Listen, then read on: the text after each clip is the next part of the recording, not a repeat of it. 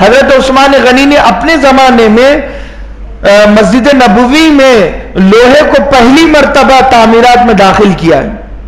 Concrete کا مال تیار تعمیرات میں لوہے کو پہلی مرتبہ داخل کیا ہے عرب میں. اس سے پہلے کبھی ایسی تعمیرات نہیں ہوئی تھی عرب میں.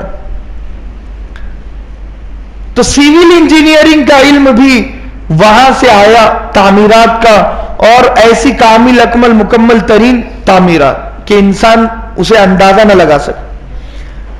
میکینیکل انجینئرنگ بھی کہ لوہے کے ساتھ تعمیرات کو کرنا, انسان نے دھیرے دھیرے اس میں ترقی کی ہے, اور اخیر میں ٹرین کا انجن اس نے بنایا, چھوٹی چھوٹی چیزیں اس نے بنائی, اور آخر میں وہ ایک بڑی چیز اس نے بنائی.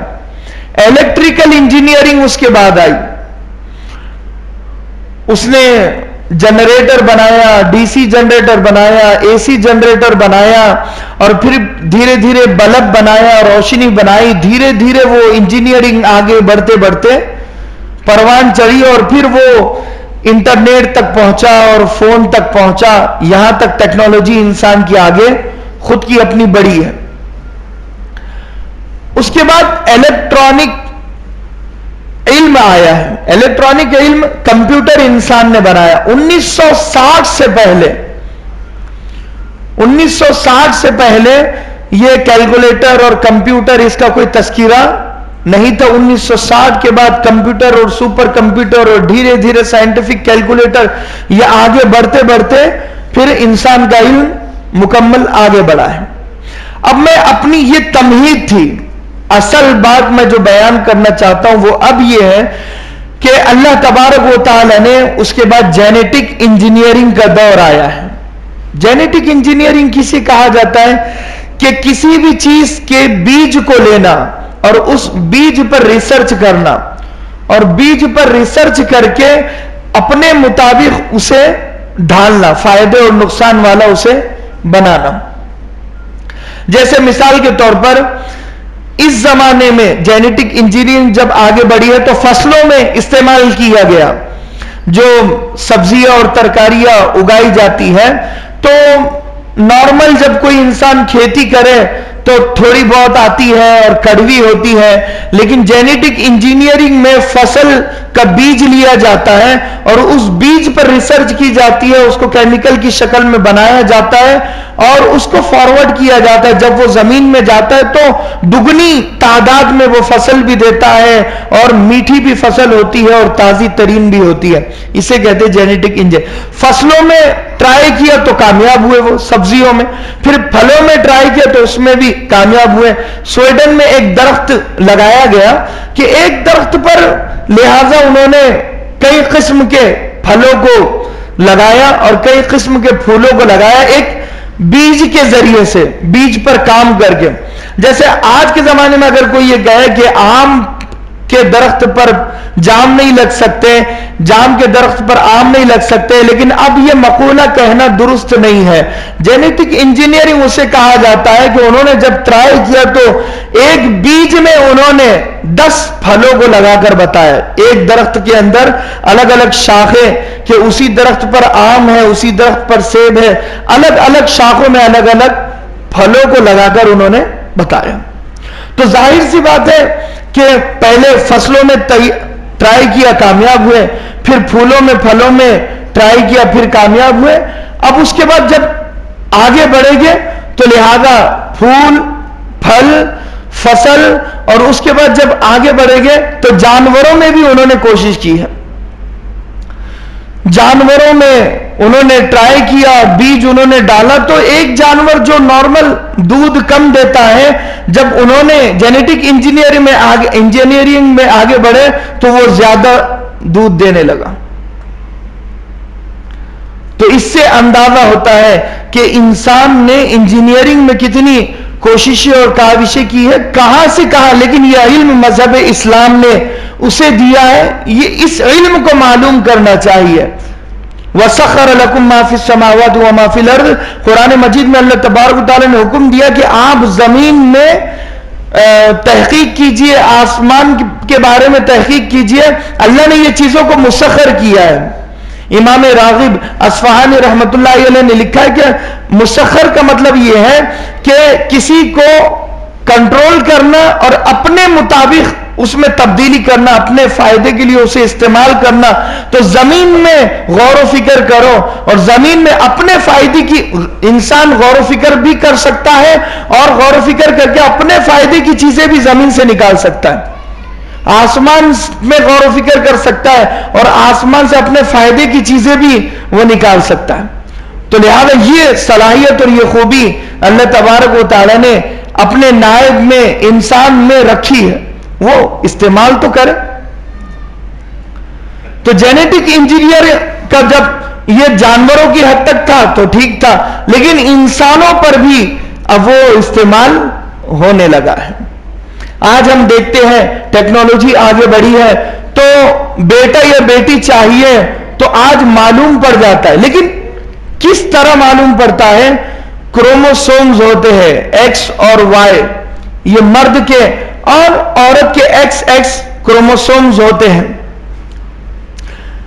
اس کی ایک آسان مثال کہ سائنسدانوں نے اس کو سمجھا. ایسا نہیں ہے کہ سائنس کو مذہب اسلام کی ضرورت نہیں ہے، سائنس کو مذہب اسلام کی پوری ضرورت ہے، وہیں آ کر وہ ٹکے گی.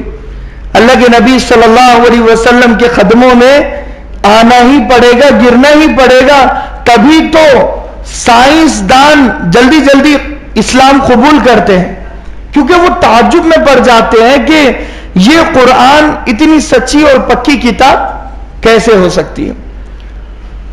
تو لہذا انہوں نے کیا کیا کہ جب یہ دونوں ملتے ہیں ایکس وائی اور ایکس ایکس، تو پھر جو دو پہلے ہوتے ہیں، جیسے ایکس ایکس مل گئے تو لڑکی ہو گئی، ایکس وائی مل گئے تو لڑکا ہو گیا. تو انہوں نے یہ کیا کہ جینیٹک انجینئرنگ کے ذریعے سے وائی کروموسومز، انہوں نے ایکس کروموسومز ختم کر دیا اور ایکس اور وائی ملا تو صرف یہ لڑکا پیدا ہو سکتا ہے. جیسے آسان زبان میں ہمارا مذہب کہتا ہے کہ ایک مرد سے یہ دنیا چلی، یا ایھا الذین آمنوا یا ایھا الناس اتقوا ربکم الذی خلقکم من نفس واحدہ، ایک جان سے تمہیں پیدا کیا، وخلق منها زوجها، اور پھر دونوں کو آپس میں ملایا اور پھر تم نے جوڑے بنائے الگ الگ. حضرت آدم علیہ السلام کو سے اللہ تبارک و تعالی نے دنیا چلائی، پھر اماں حوا ان کی پسلی سے نکلی اور پھر وہ دونوں کے ملنے سے یہ سارا عالم سجا ہے. ہمارا یہ کہنا، مذہب اسلام کا یہ کہنا ہے.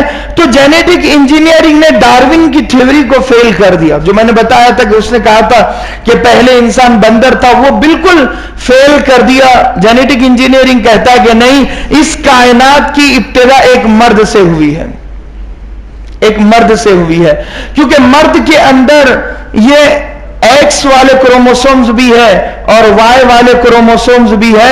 تو لہذا یہ کائنات کی ابتدا ایک مرد سے ہوئی ہے، اور مرد کے بعد لہذا مرد اور عورت آپس میں ملے اور پھر یہ کائنات چلی ہے. تو وہ انہوں نے ڈی این اے کے ذریعے سے اور مشینوں کے ذریعے سے اور انجیکشنز کے ذریعے سے ایک کروموسومز کو ختم کیا جو ایکس والا تھا، صرف وائی والا رکھا انہوں نے، اور پھر اس طرح سے پتا چلتا ہے کہ لڑکا ہے یا لڑکی ہے. ٹیکنالوجی کا اس طرح آگے بڑھنا، آگے خطرہ یہ ہے کہ ڈی این اے انہوں نے انسان کا پڑھا، ڈی این اے میں 3000 کوڈوں کو انہوں نے انکوڈ کیا. یعنی انسان کے ڈی این اے میں لکھا ہوا ہے کہ اس کی ابتدا، اس کی انتہا وہ کیسے ہوگا. فزیکل ایسپیکٹس اور ایک ہوتے بیہیویئرل ایسپیکٹس. دو چیزیں ہیں، ایک چیز یہ ہے کہ انسان کے بال کیسے ہوگے، انسان کی آنکھیں کیسی ہوگی، یہ ڈی این اے میں. اور دوسری چیز یہ ہے کہ انسان کا رویہ کیسے ہوگا، غصے والا ہوگا یا پھر شرم و حیا والا ہوگا، یا پھر مزاج میں اکھڑ مزاج ہوگا یا سمجھدار ہوگا. تو یہ ڈی این اے میں ساری چیزیں لکھی. تو انہوں نے ان چیزوں کو، ان کوڈز کو پڑھا، اس کو سمجھا، اس پر محنت کی، اس پر ریسرچ کی، اور لہذا وہ اس نتیجے پر پہنچے ہیں کہ 25 سال کی ایک پروفائل کسی کی وہ تیار کر سکتے ہیں کہ آنے والے 25 سالوں میں اس کو کتنی بیماریاں ہوگی وہ ڈی این اے کے ذریعے سے پتہ لگا سکتے ہیں.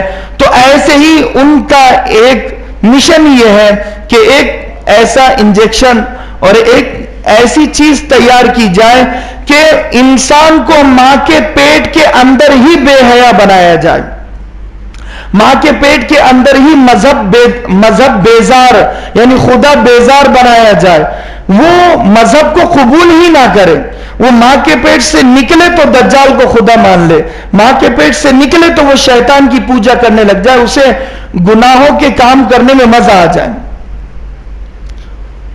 انہوں نے یہ سوچا۔